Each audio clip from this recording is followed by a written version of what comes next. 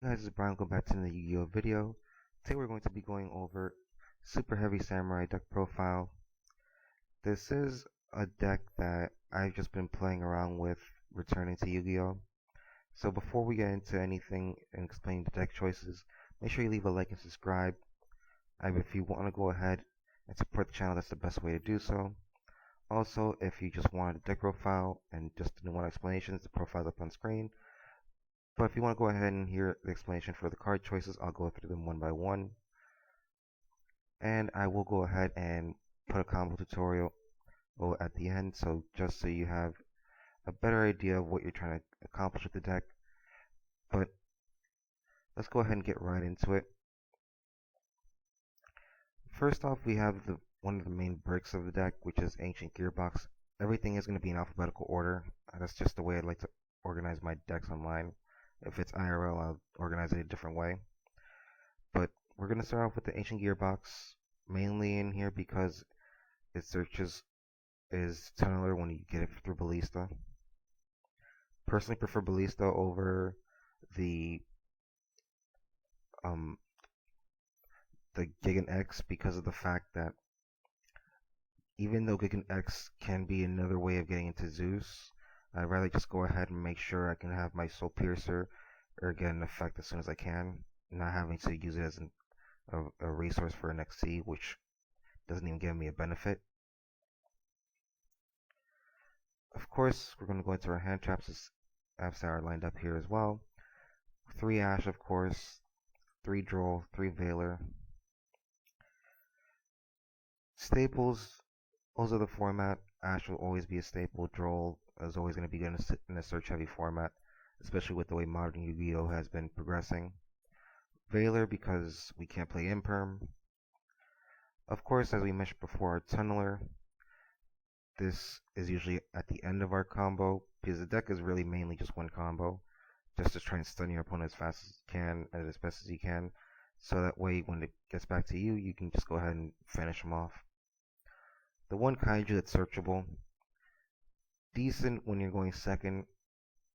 Personally, if it was more of a Dark Ruler format where people were playing Dark Ruler more, we'd be playing Spell Canceler in the main deck more.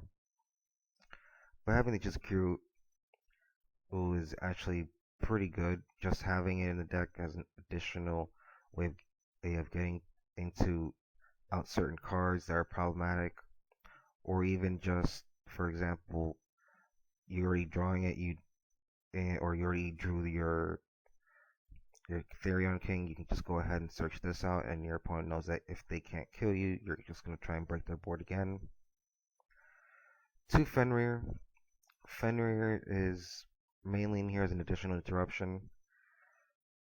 I would have previously played hand traps in these 2 slots before when we had the Link 1. However, since we no longer have the Link 1, this has been pretty much mandatory because it's an additional body, it's a big beat stick, and since Droll kills this deck pretty heavily, it's just having an additional interruption without having to go ahead and sacrifice board presence is a really big thing.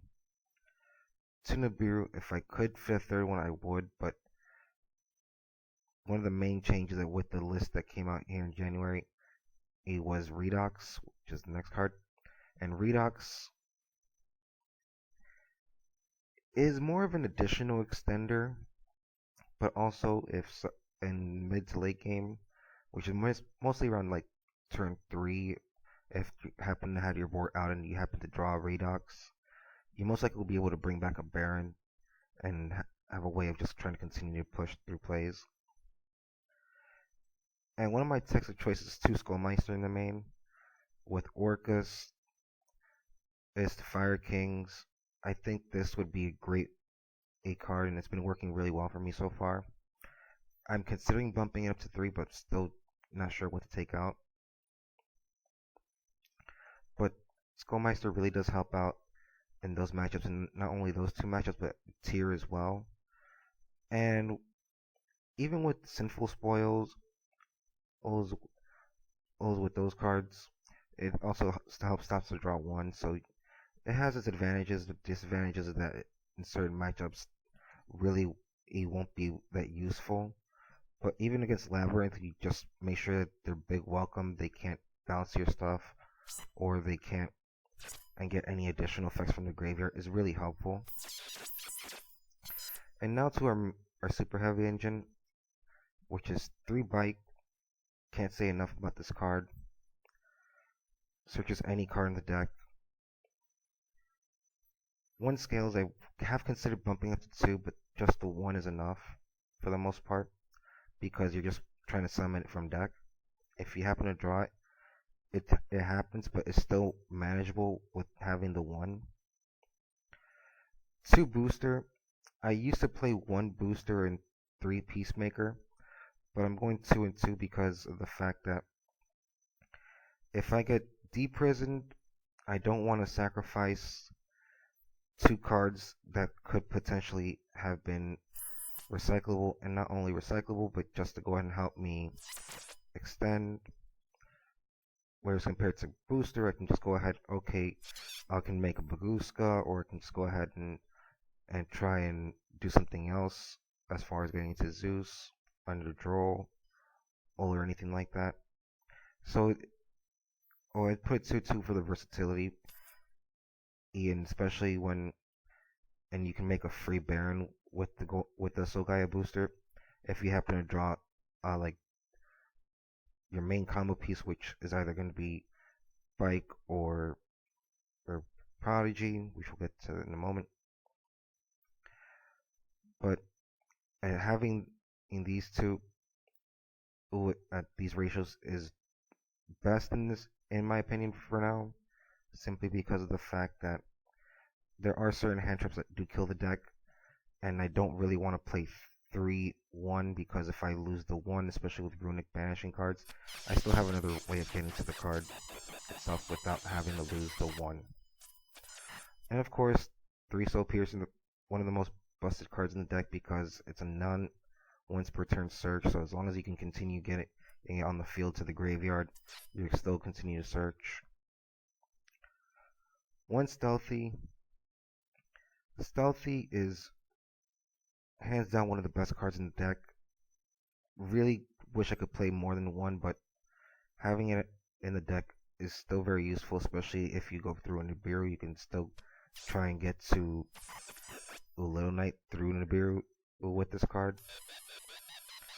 3 Wagon is unfortunately the worst starter. It used to be considered one of the starters of the deck when the Link 1 was around. This is a start if you have another card to back up with it.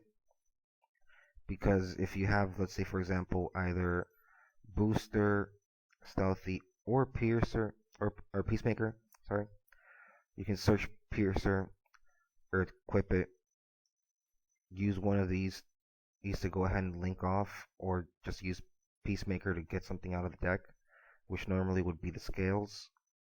You would get Piercer into the graveyard, and that way you can start out your plays.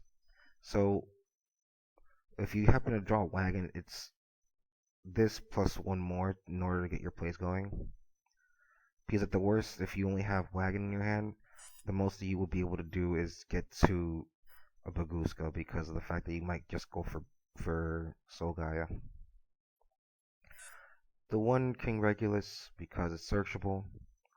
You can search it either through Sargus or you can search it through Clifford Genius. And of course, to round out the super heavy Samurai engine, 2 Big Benkei and 3 Wakushi.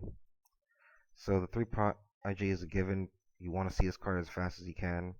Same thing with the motorbike, but we'll rather open up the Wakushi over the motorbike because if you get drolled on the motorbike, unless you have the booster in hand already, you're pretty much not going to do much. At least you can see with your Wakushi playing this first, try and bait out the droll and then work your way from there. So I rather see Wakushi going first, but if I happen to draw the motorbike, I'm not complaining either. And since they can't ash the Wakushi, I think this is a way better card. Heading into our extra deck is really self-explanatory. Axel to lead into Baron. Baron, one of the best cards in the deck. The one Sarutobi in here because there are times where you are going to go into time and this effect does come up if you're playing, let's say, at locals. However, at the same time, Wakushi's effect, which people don't really remember, it has a monster effect where you can discard a card to special summon out a Super Heavy Samurai from your deck, but you're going to be locked into Super Heavy Samurai Synchros from there on out. So having that just to go ahead and you're playing through draw, okay, you can just go ahead and pitch a card, make a Sarutobi, and still will get something out of your deck. Tilting Entrainment is one of the more interesting cards because, yes, this does help you get to your combo, but this does make you more likely to get nibbed, so you have to learn how to play around it, or just go for it depending on your hand. Zeus, obviously, because we're going to go ahead and make an Xyz to go into that. First, we're most likely going to use the Sargus to make for format Zeus. And Sargus is going to become accompanied by the Merrymaker. The Guska, because if you're playing under Droll or Shifter, this is one of your best cards to go into. Access Code doesn't really come up that much, but if you need to get over something, this is the best card because you don't really have much ways of getting over 4,000, and especially if it's protected. Ballista is in here just to go ahead and search out the box, which can get you your tunneler, so it's definitely part of a combo piece.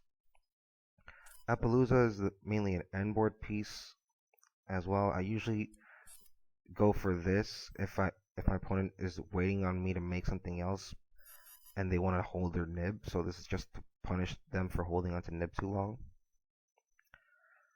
Asa is mainly in here if I get nibbed, I can go ahead and make an SP still. And if my opponent happens to be playing Fenrir's of their own, I can just take their Fenrir and go ahead and search out one of my own using theirs. Clifford Genius, again, combo piece, searches out either the Kaiju or the Regulus.